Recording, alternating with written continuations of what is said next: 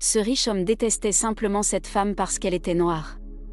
Il n'avait aucune idée de qui elle était, alors elle décida de lui enseigner une leçon amère. Pour beaucoup de gens dans le monde, la race n'est pas un problème, que vous soyez noir, blanc, bleu ou vert, la plupart des gens s'en fichent tant que vous êtes une personne gentille.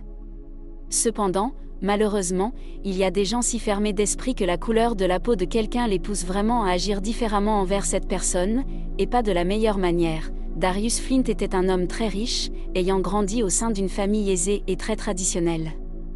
Il était né dans les années 70 en Amérique, à une époque où, bien que la ségrégation entre les Blancs et les Noirs ait été abolie, il persistait encore beaucoup de préjugés et de haine raciale parmi la population envers les personnes de couleur. La famille de Darius avait bâti toute sa richesse grâce à des plantations, et dès son plus jeune âge, on lui avait inculqué la croyance que les personnes de couleur étaient inférieures. Au fil des années, Darius avait réussi à intégrer une université prestigieuse grâce à la richesse et aux connexions de sa famille. Il avait choisi d'étudier le commerce dans l'espoir de créer un jour sa propre entreprise prospère. Il possédait tout ce dont il avait besoin pour démarrer, de l'argent aux relations et à la volonté de réussir. Il lui manquait maintenant les connaissances pour maintenir une entreprise prospère. De nombreuses années s'écoulèrent, et Darius parvint à créer l'entreprise dont il avait rêvé, devenant un entrepreneur de restaurants avec plusieurs établissements 5 étoiles à son actif. Beaucoup de gens du monde entier souhaitaient manger dans ces restaurants, mais ils étaient incroyablement sélectifs. Cependant, une chose demeura constante dans tous ces établissements.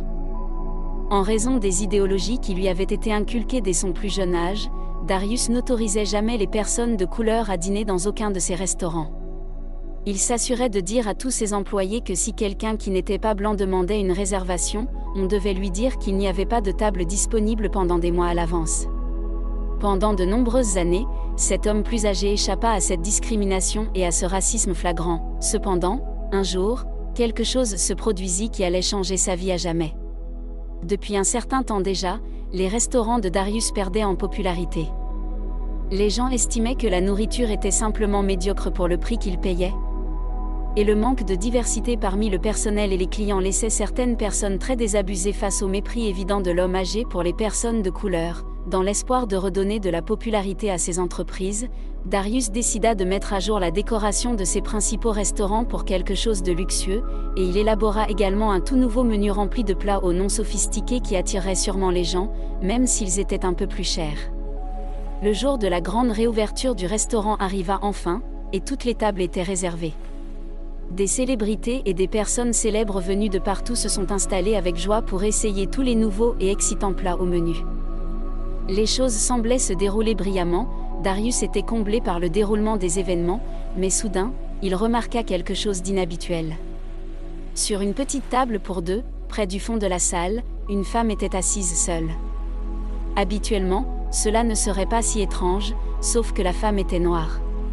Pour tout le monde, elle était une belle femme aux magnifiques yeux noisettes, qui susciterait l'envie chez n'importe quelle autre femme. Cependant, Darius ne voyait en elle que quelqu'un qu'il considérait comme inférieur et qui n'avait pas sa place dans son restaurant. Le vieil homme s'approcha de son maître d'hôtel et exigea de savoir qui était cette femme et ce qu'elle faisait dans le restaurant. Le maître d'hôtel tenta d'expliquer que son nom était Mary Drew et qu'elle avait clairement réservé une table pour la soirée d'ouverture.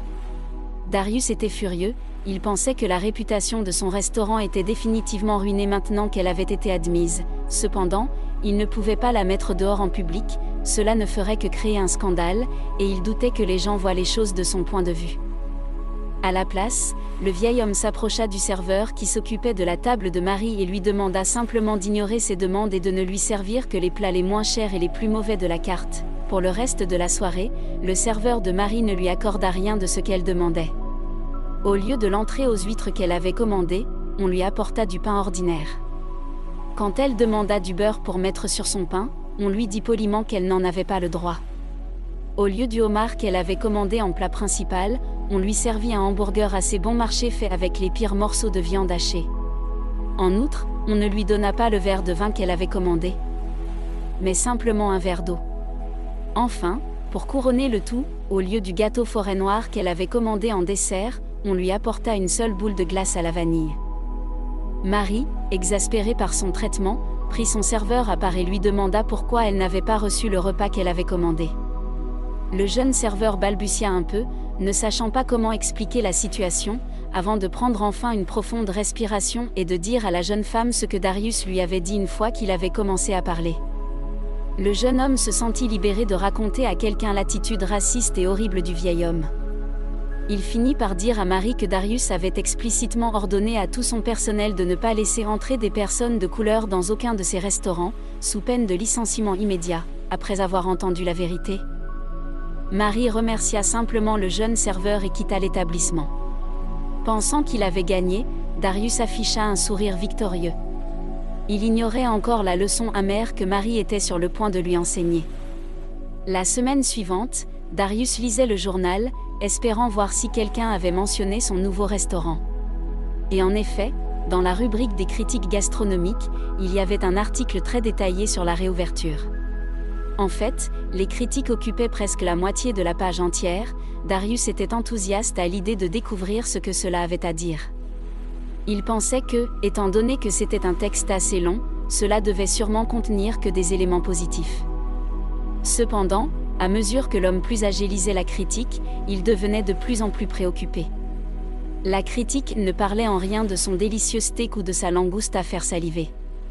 Au contraire, elle détaillait comment la critique n'avait rien reçu de ce qu'elle avait demandé, et que sa nourriture avait été remplacée par les plats les moins chers et les plus fades du menu.